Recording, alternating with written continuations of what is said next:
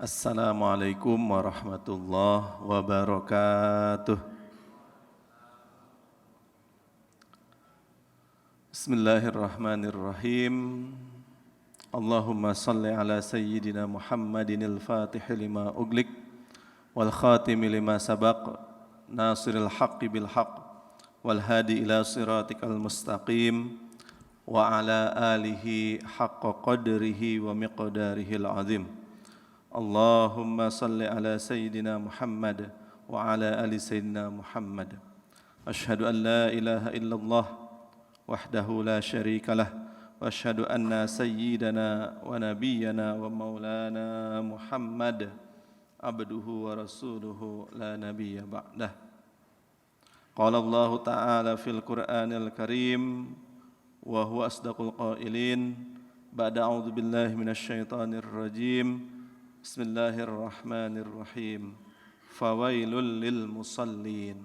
Shadaqallahul azim. Hadirin jamaah ngaji fikih Masjid Syekh Saliman yang mudah-mudahan kita semua selalu sehat, selalu istiqomah dalam ketaatan dan ketakwaan kepada Allah Subhanahu wa taala. Langsung saja kita ke kitab Kifayatul Akhyar karya Imam Taqiyuddin Al-Hisni. Ila hadrat Nabil Mustafa Sayyidina wa Nabiyana wa Maulana Muhammad wa ala alihi wa ashabi wa azwadihi wa dhurriyyatihi wa ahli baitil kiram wa khususan ila jami'i masyaikhi wa masyaikhina wa khususan ila muallifi hadzal kitab Imam Taqiyuddin Al-Hisni nafa'anallahu bihi wa bi'ulumihim في دارين. الفاتحة. أعوذ بالله من الشيطان الرجيم. بسم الله الرحمن الرحيم. الحمد لله رب العالمين. إياك نعبد وإياك نستعين. اهدنا الصراط المستقيم.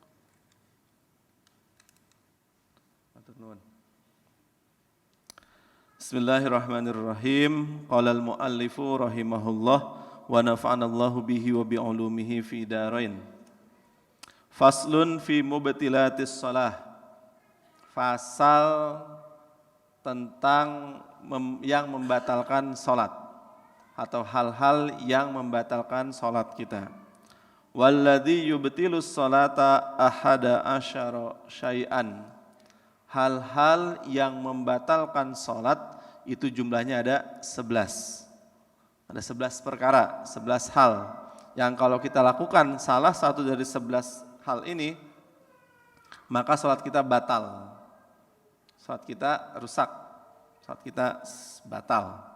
Apa saja hal tersebut? Yang pertama, al-kalamul amdu. Al-kalamul amdu yaitu berbicara, ngomong secara sengaja. Maksudnya bagaimana? Ketika seseorang sedang salat, lalu dia berbicara walau hanya satu kata dan hal tersebut mungkin untuk kebaikan. Misalnya mengusir kucing, hus atau sejenisnya. Tetapi kalau disengaja untuk berbicara, mengusir, memindahkan kucing atau sejenisnya, itu dia menjadi batal. Walau hanya satu kata. Stop misalnya, stop. Dan sejenisnya ya. Walau hanya dua huruf misalnya. Ih gitu. Dan seterusnya ya. Itu membatalkan salat. Bagaimana dengan orang yang lupa? Dia lupa, atau karena ketidaktahuannya, karena dia baru masuk Islam, baru mu'alaf, terus setelah mu'alaf baru syahadat di waktu maghrib, Isya sudah sholat, diajak sholat. Isya sudah wajib dia sholat, ketika dia sholat dia belum tahu kalau ketika sholat tidak boleh bicara. Dia pas sholat Allahu Akbar, terus tanya ke sampingnya, Pak sujudnya gimana? Kalau dia tidak tahu, dan dia baru saja masuk Islam, ini yang termasuk yang dimaafkan. Tapi kalau dia sudah lama masuk Islam terus masih tidak tahu, maka itu yang membatalkan sholat. Tidak boleh mengatakan walau satu kata yang memiliki makna atau tidak memiliki makna dan disengaja untuk berkomunikasi, dia batal sholatnya. Walaupun dia tidak bermaksud untuk berbicara, tapi kata-katanya panjang. Dia tidak maksud untuk ngomong, tapi kata-katanya panjang atau huruf kalimatnya panjang, katanya panjang dan bisa dipahami. Itu juga termasuk yang membatalkan sholat. Mungkin enggak? Mungkin saja. Kita tidak bermaksud, ternyata membatalkan sholat kita. Begitu juga dengan tertawa yang terbahak, itu juga membatalkan sholat. Dan bagaimana orang yang tidak tahu, yang lupa, yang dia tidak pernah belajar sama sekali dan memang jarak antara dia misalnya tinggal di pedalaman yang tidak tahu tentang ajaran Islam. Nah, ini yang dimaafkan oleh Allah Subhanahu wa ta'ala. Karena orang yang tidak tahu, orang yang lupa, orang yang tidak pernah belajar karena keterisolasian dia, itu yang akan diampuni oleh Allah Subhanahu wa ta'ala. Lalu yang membatalkan kedua, wal amalul katsir, dan gerakan yang banyak. Pergerakan badan kita atau anggota tubuh kita yang banyak. Pertanyaan, standar banyak itu bagaimana? Standar yang disebut banyak dan sedikit dalam suatu seperti apa? Nah, ulama madhab ini berbeda pendapat tentang gerakan banyak itu seberapa, sedikit itu seberapa. Tapi ulama semua sepakat bahwa gerakan tubuh yang banyak itu membatalkan sholat. Tapi berbeda pendapat tentang sebanyak itu kayak gimana, sedikit itu sepiro, kayak gitu. Itu yang berbeda pendapat. Ada ulama yang mengatakan banyak itu sampai orang menyangka dia tidak sedang sholat. Jadi gerak-gerak, garuk-garuk, tepuk-tepuk, ambil ini ada apa? Nyamuk dia tepuk-tepuk. Ini banyak menurut madhab Maliki misalnya. Tapi dalam madhab Syafi'i, standar banyak itu 3 gerakan berturut-turut. Jadi 3 gerakan berturut-turut dan itu sangat mencolok, itu yang disebut banyak. Dan banyak di sini bisa membatalkan sholat. Misalnya kita menggaruk-garuk, ini kita apa nih? Tangan. Kita garuk-garuk gini-gini, 1, 2, 3. Ini batal sholat kita dalam madhab Syafi'i. Tapi tidak dengan gerakan jari kita. Kenapa jari kita tidak termasuk yang membatalkan sholat? Karena dianggap adalah gerakan yang tidak banyak. Dia dampaknya tidak terlalu terlihat, dia kecil. Maka dianggap gerakan yang sedikit. Jadi kalau misalnya kita dalam madhab Syafi'i, kalau kita gatal sholat misalnya yang sudah tidak tertahankan, maka menggaruknya jangan kencang-kencang seperti ini. Cukup begini, terus pakai jari telunjuk atau jari kita yang tidak menggerakkan lengan kita. Itu dalam madhab Syafi'i. Yang paling afdal bagaimana? Yang paling afdal tidak bergerak di luar gerakan sholat. Kenapa bisa membatalkan? Karena yang pertama menghilangkan kekhusyuan sholat. Jadi kalau kita banyak bergerak, itu bisa menghilangkan kekhusyuan sholat kita. Dan juga mengganggu kekhusyuan orang lain. Apalagi gerakannya sambil nutup mulut, sambil menguap yang kencang. Orang jadi terganggu. Itu bisa membatalkan sholat. Wal hadatsu, yang ketiga yang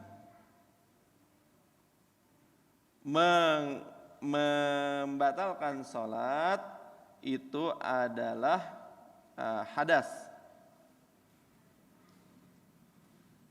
Ketika kita sedang sholat lalu datang hadas, baik sengaja atau lupa, itu sama-sama membatalkan sholat. Datang hadas bagaimana maksudnya? Kentut misalnya. Lagi rukunya kelamaan, dia jadi karena sudah sakit perut lalu kan kentut. Sengaja atau enggak sengaja misalnya, dia tetap batal sholat. Lalu dia sujud tidak sengaja, terus pas sujud dia batuk terus keluar kencingnya misalnya tidak tertahan, kan bisa ya, ada potensi seperti itu. Itu juga bisa membatalkan sholat. Sengaja atau tidak sengaja dia bisa membatalkan sholat. Ini adalah ijma ya. Semua ulama sepakat bahwa hadas itu bisa membatalkan sholat. Lalu yang membatalkan sholat berikutnya adalah wahudusun najasati, yaitu datangnya najis. Ketika seseorang sengaja mengenakan atau menempelkan najis yang tidak dimakfu, yang tidak diampuni, maka batal sholatnya. Bagaimana ketika najis yang dimakfu, misalnya dia membunuh kutu misalnya, kutu yang kecil, lagi sholat tiba-tiba kutunya gerak-gerak terus dia pencet berdarah, ini kan najis. Nih, zaman sekarang mungkin udah nggak ada, zaman dulu banyak kutu rambutnya. Atau nyamuk terus berdarah. Bagaimana? Apakah membatalkan wudhu? Yang kecil-kecil ini dimakfu, tidak membatalkan wudhu. Kenapa? Karena darahnya ini dimakfu, dimaafkan secara hukum. Tapi kalau nyamuknya segede gelas, batal salatnya.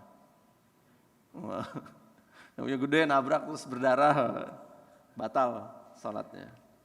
Lalu selanjutnya wankishaful aurati, terbuka aurat.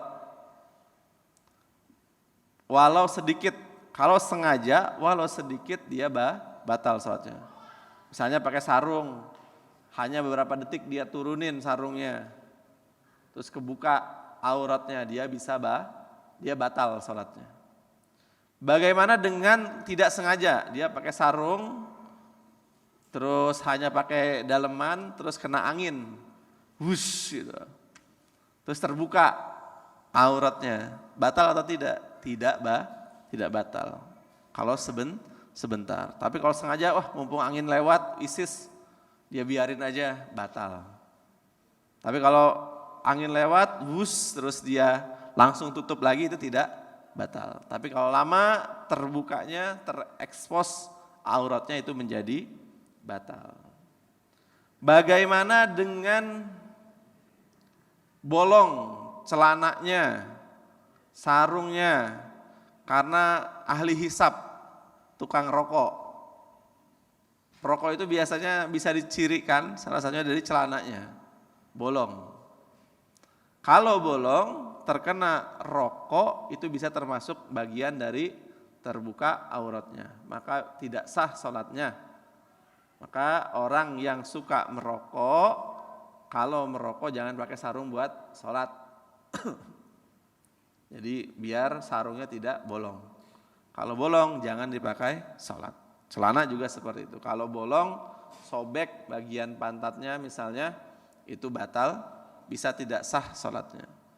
Bagaimana dengan ketika sujud, pakai kaosnya yang slim fit itu, yang ngepres, terus pas sujud dia ketarik kaosnya, kaosnya tarik ke atas, celananya tarik ke bawah, sampai terlihat, terekspos. Itu bikin orang yang belakangnya enggak khusyuk, dilihat, enggak enak. Itu membatalkan sholat. Kenapa batal sholat? Karena auratnya terbuka. Aurat laki-laki dari pusar ke lutut harus tertutup. Dan bokong itu kalau terlihat itu tidak menutup aurat, maka harus ditutup. Solusinya bagaimana? Kalau mau sholat berarti pakai baju yang agak panjang. Boleh pakai kaos, tapi lebih baik kita pakai baju yang lebih panjang. Kenapa? Agar ketika kita ruku, dia walaupun ketarik masih ada sisa kaosnya. Tidak ketarik sempurna sampai ke muka. Jadi jangan sampai terekspos auratnya. Kalau terekspos auratnya, maka dia batal sholatnya. Apalagi kalau sengaja dibuka. Lalu watagirun niyati. Hal berikutnya yang membatalkan sholat adalah mengubah niat. Misalnya ada beberapa hal dalam masalah mengubah niat. Yang pertama, ketika dia memutus niat, misalnya seseorang niat keluar dari sholat, baru niat, belum dia keluar sholat, maka batal sholatnya. Berbeda dengan puasa, bentar lagi insya Allah kita puasa. Kalau puasa, kita baru niat, walaupun udah dipegang gelas, ada air, isinya jus mangga yang dingin, segar. Kalau belum kita minum, dia belum batal. Walaupun udah pengen batal. Beda.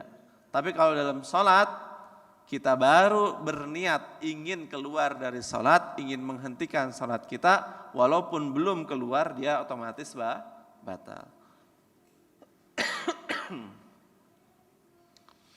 Kenapa? Karena puasa itu ada ibadah imsak, ibadah yang menahan. Dia itu bab ibadah yang meninggalkan makan, meninggalkan minum, meninggalkan jima, meninggalkan hal-hal yang biasa dihalalkan di waktu yang lain.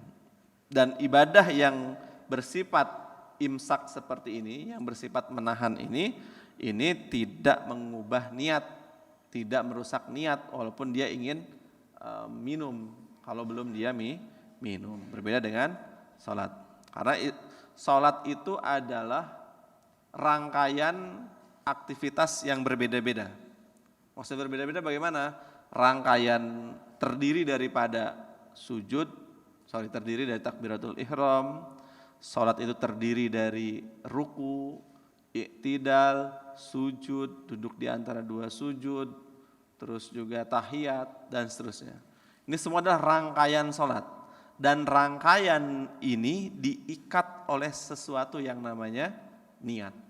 Kalau niatnya terputus, maka rangkaian ini menjadi pecah, rusak, putus. Maka niat keluar sholat sudah membatalkan sholat. Lalu yang kedua, misalnya kalau seseorang berniat memindahkan sholat fardu zuhur ke sholat fardu yang lainnya, asar misalnya. Dia sholat 4 rakaat, baru dapat 2 rakaat, dia baru sadar ternyata sudah masuk asar. Dia ubah niatnya menjadi asar. Ini batal. Mengubah niat fardu ke dalam fardu itu hukumnya gak boleh, batal sholatnya. Fardu yang lain maksudnya. Satu fardu ke fardu yang lain tidak boleh. Bagaimana dengan fardu ke sunnah? Kita sholat subuh 2 rakaat, lalu kita alihkan menjadi sholat duha 2 rakaat, boleh nggak? Nggak boleh. Kalau sholat sunnah yang muayyanah, sholat sunnah yang ditentukan. Sholat sunnah ditentukan itu apa? Sholat ada waktu-waktu tertentu, sholat tahiyatul masjid, sholat qobliyah, sholat ba'diyah, sholat duha, sholat tarawih, dan seterusnya. Itu sholat-sholat yang ditentukan waktunya. Sholat fardu diubah ke sholat sunnah yang ditentukan tadi, itu hukumnya batal, gak boleh. Bagaimana dengan diubah ke sunnah mutlak? Sunnah mutlak itu maksudnya gimana? Salat sunnah yang tidak ditentukan. Ya saya niat salat sunnah karena Allah Ta'ala. Udah salat sunnah saja. Niat salat sunnah tok. Salat sunnah mutlak namanya. Itu boleh. Misalnya kita salat Isya. Mau salat Isya tadinya. Terus kita lihat, kita nggak tahu kalau ada yang berjamaah. Baru kita salat udah salat Isya. Ternyata ada yang mau jamaah. Setelah kita salat, kita boleh melanjutkan salat. Kita niatkan salat sunnah mutlak. Lalu nanti kita salat berjamaah. Itu hukumnya boleh. Bagaimana kalau kebalikannya? Kita salat sunnah qobliyah Isya misalnya. Setelah kita salat dapat 1 rakaat, ada yang jadi makmum. Ada yang jadi makmum. Apakah boleh kita langsung salat Isya? Mengubah niat menjadi Isya? Tidak, Jangan karena diintimidasi oleh makmum. Waduh, ono makmum piye iki? Jangan kalah. Jangan gentar oleh makmum. Jadi kalau ada makmum kita niat salat sunnah, ya sudah lanjutkan salat sunnah. Tidak usah berubah menjadi salat Isya. Saya punya teman pengalaman. Dia salat di masjid besar, dia salat sunnah, terus baru 1 rakaat, terus ada yang makmum. Pas sudah 2 rakaat, dia nambah lagi jadi 3 rakaat sampai 4 rakaat. Kenapa? Kasihan makmum, nggak enak sama makmumnya, terintimidasi dia. Kita jangan terintimidasi. Pokoknya kalau kita salat sunnah ya sudah salat sunnah. Apakah salat kita sah? Sah. Kita salat sunnah. Apakah salat makmum sah? Ya, salatnya makmum sah. Kenapa sah? Karena dia tidak tahu kalau imamnya sedang salat sunnah. Itu nggih. Niat menjadi makmum itu hukumnya wajib. Kalau kita salat makmum itu wajib mengatakan makmuman lillahi ta'ala. Tapi kalau niat menjadi imam itu tidak wajib. Artinya kita salat zuhur sendirian. Kita tidak niat berjamaah. Lalu ada makmum yang datang, masbuk, datang menjadi makmum kita. Sah salat kita. Jadi niat imam itu tidak wajib. Tapi kalau makmum wajib berniat dalam hatinya mau melaksanakan salat berjamaah. Bagaimana kalau tidak niat berjamaah? Makmum tidak niat menjadi makmum, sah enggak salatnya? Tidak sah. Kenapa? Karena dia tidak menjadi makmum. Dia hanya mengikuti gerakan imam. Tapi dia tidak bersama-sama dalam jamaah. Dia bisa batal. Dia batal salatnya. Kenapa batal? Karena dia mengikuti orang lain. Tidak mengikuti orang lain tapi tidak berjamaah. Jadi gitu nggih. Niat makmum sekali lagi itu wajib. Niat imam itu tidak wajib. Tapi kalau kita berjamaah berbarengan bersama-sama makmum maupun imam wajib berniat jamaah. Lalu selanjutnya ketika seseorang sudah takbir atau sudah takbir lalu dia berazam nanti kalau ada COD dari Shopee saya berhenti sholatnya. Padahal kurirnya, tukang paketnya belum datang. Batal enggak sholatnya? Batal. Kenapa? Dia sudah menggantungkan sholatnya untuk dihentikan. Walaupun dia belum menghentikan. Menggantungkan sholatnya kepada hal yang bisa merusak sholat. Menghentikan sholatnya. Maka dia batal. Makanya kalau sholat udah sholat saja khusyuk, kenapa bisa seperti itu? Perlu kita ketahui bahwa sholat ini adalah ibadah terindah.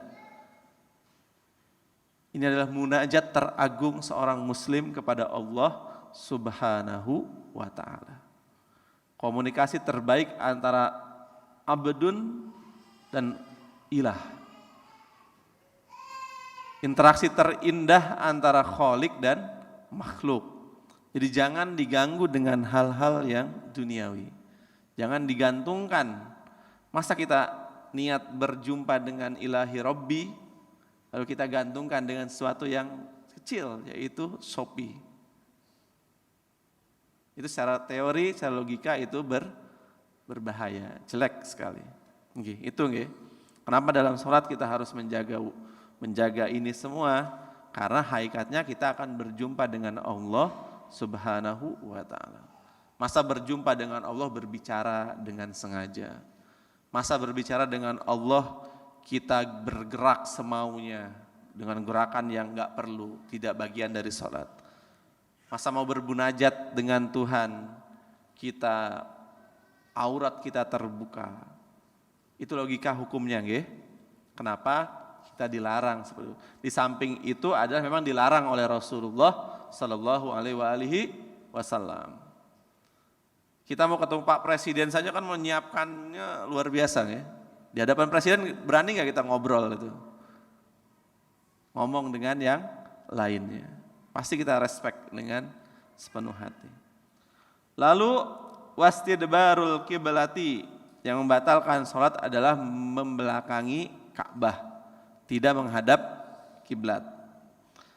Kalau dia membelakangi kiblat, maka dia batal sholatnya. Seperti orang yang hadas tadi.